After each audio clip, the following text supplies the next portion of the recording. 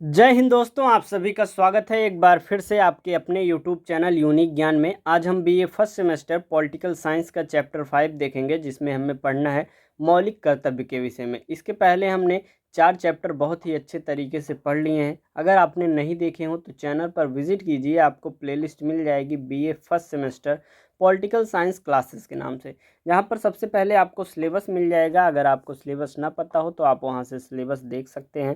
साथ ही साथ Telegram channel join कीजिए, लिंक आपको डिस्क्रिप्शन बॉक्स में मिल जाएगा। वहाँ पर क्या होता है कि जो भी क्लासेस यहाँ कराई जाती हैं तुरंत वहाँ नोट्स भेज दिया जाता है। इससे आप रिवीजन करेंगे और बहुत अच्छे से आपका रिवीजन हो जाएगा। या फिर अपना हैंड रिटन नोट्स बनाना चाहेंगे तो वो भी आप अच्छे से बना सकते हैं।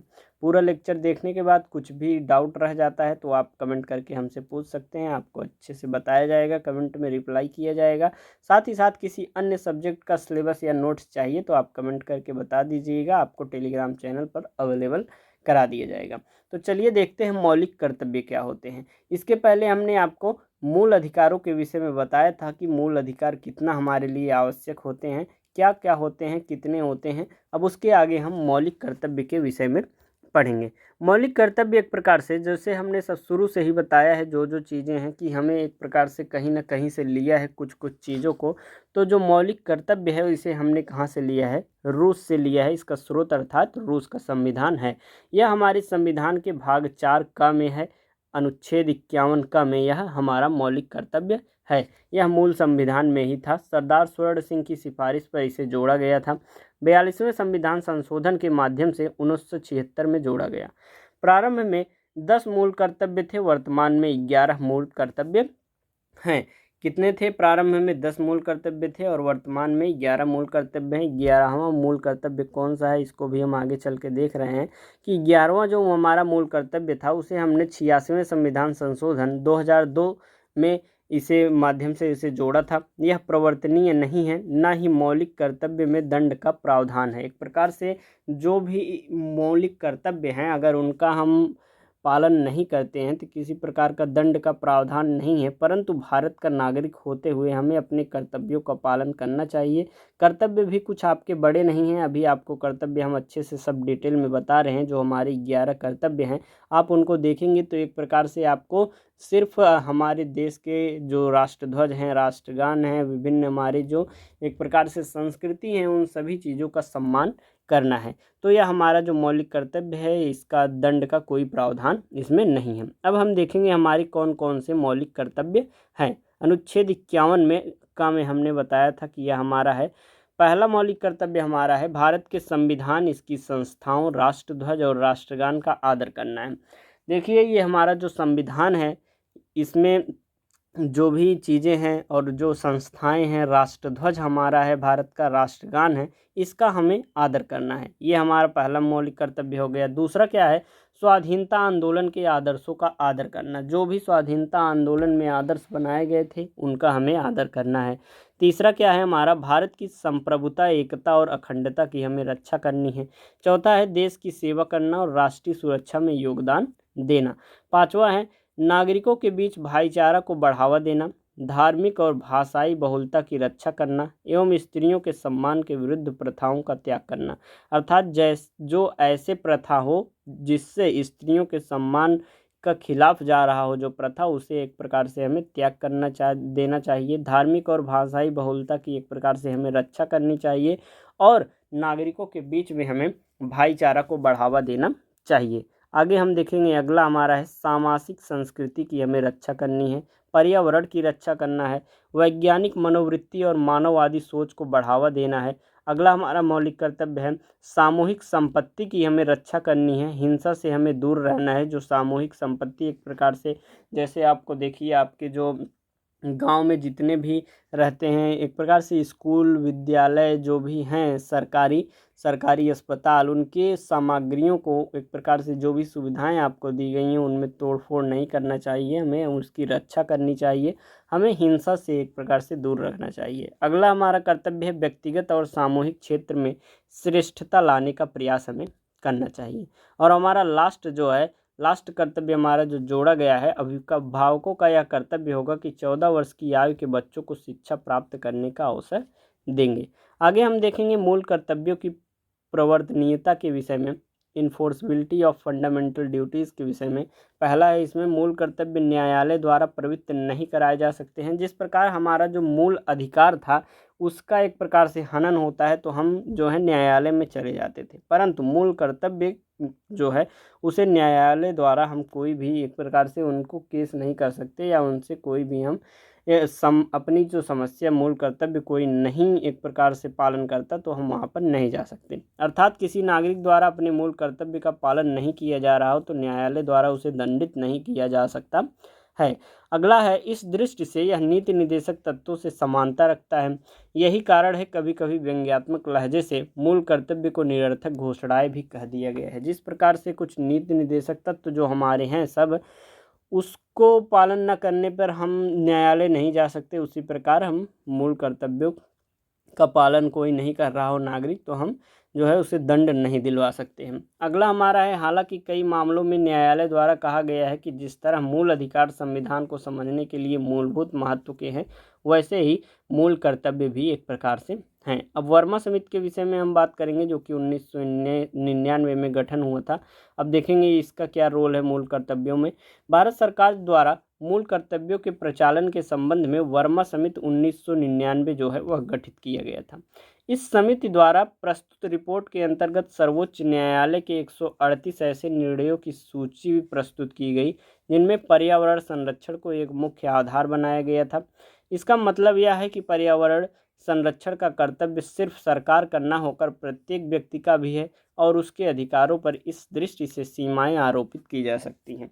जो हमें पर्यावरण की रक्षा करना है, जैसे कि पर्यावरण संरक्षण जो है यह सिर्फ और सिर्फ सरकार का एक प्रकार से कर्तव्य अधिकार नहीं है, हमें भी हमारे जो भारत के नागरिक हैं सभी को पर्यावरण का संरक्षण करना चाहिए।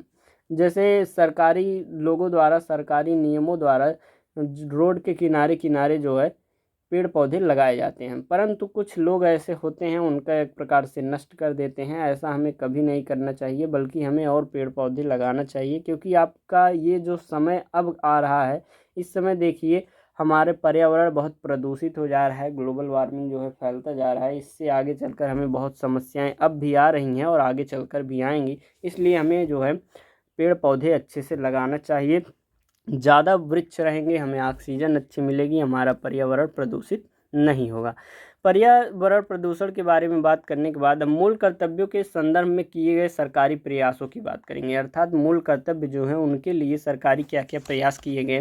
न्यायालयों के साथ भारत सरकार एवं राज्य सरकारों द्वारा कई ऐसे नियम और कानून बनाए गए जो मूल कर्तव्यों को लागू करते हैं।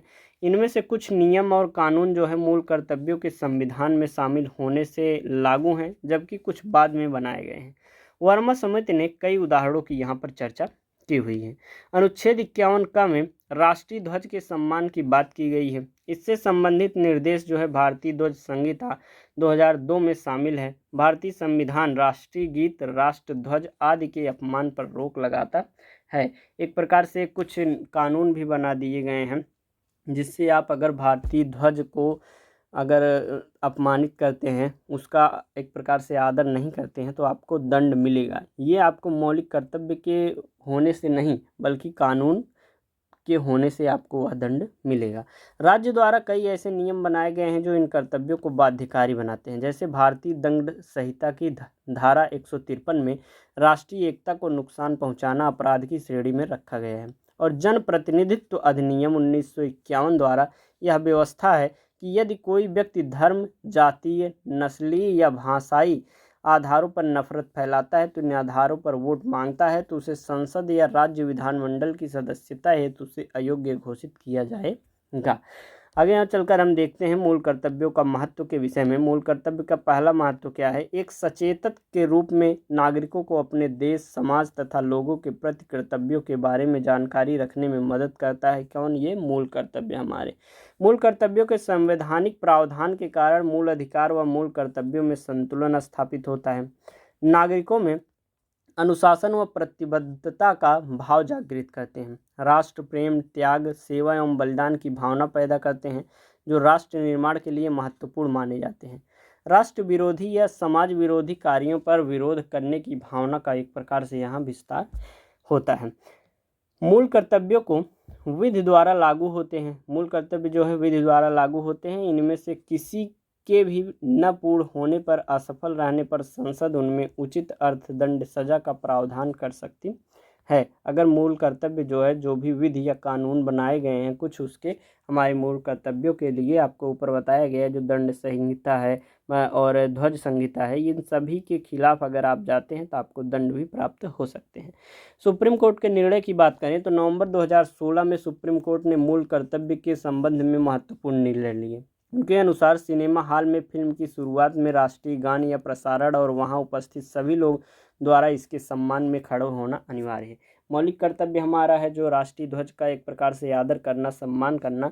तो उसी के तहत जो हमारा सरकार है, न्यायालय है, वह 2016 में यह अपना निर्णय सुनाती है कि जब भी थिएटर में कोई मूवी चलाई जाएगी तो उससे पहले राष्ट्रगान चलाया जाएगा, जिससे क्या होगा कि वहाँ पे जितने लोग हैं उपस्थित वह खड़े होकर राष्ट्रीय ध्वज का एक प्रकार से सम्मान करेंगे। और जब राष्ट्रगान हमारा बजेगा तो जो स्क्रीन होती है उस पर राष्ट्रीय ध्वज एक प्रकार से बना होगा, उसका चित्र लगा होगा। राष्ट्रगान के समय स्क्रीन पर क्या लगा होगा, राष्ट्रीय ध्वज का होना अनिवार्य है। ध्यान रहे, संविधान सभा द्वारा 24 जनवरी 1950 को राष्ट्रीय गान को अपनाया गया था तथा भारतीय संविधान में 42वें संविधान संशोधन के माध्यम से मूल कर्तव्यों में अनुच्छेद 51 का के अंतर्गत राष्ट्रीय ध्वज व राष्ट्रीय गान के आदर को संबंधित प्रावधान किए गए हैं। इस प्रकार मूल कर्तव्य जो हमारे हैं वह इतने थे और इससे क्या क्या एक प्रकार से महत्व है हमने आपको बताया। कुछ मूल कर्तव्यों को लेकर भारत सरकार, राज्य सरकारों ने मिलकर कुछ कानून भी बनाए हैं, जिसके तहत अगर आप उन मूल कर्तव्यों का पालन नहीं करते हैं तो आपको दंड का भी प्रावधान है। जैसे कि आप अगर राष्ट्रीय ध्वज का सम्मान नहीं करते हैं, एकता और अखंडता को आप भंग करते हैं, विभिन्न कुछ एक प्रकार से देश के विद्रोह में कुछ लोगों को भड़काते हैं, धर्म के लेकर किसी को भड़काते हैं, तो आपको इसके प्रति एक प्रकार से दंड मिलेगा। और सभी एक प्रकार से मूल कर्तव्यों का पालन न करने पर दंड नहीं मिलता है, लेकिन जो कानून बनाए गए हैं कुछ भारत सरकार, राज्य सरकार द्वारा, उनके तहत आपको जो है दंड मिलता है। आपको अपने जो भी मूल कर्तव्य हैं अवश्य जानना चाहिए और उनका एक प्रकार से पालन करना चाहिए। ये था हमारा चैप्टर 5। मिलते हैं अगले चैप्टर में, तब तक आप इसका नोट्स लेकर टेलीग्राम चैनल से रिवीजन कीजिए, अपने दोस्तों के पास शेयर कीजिए। कोई भी डाउट रह गया हो तो आप कमेंट करके पूछ सकते हैं। धन्यवाद, मिलते हैं अगले वीडियो में।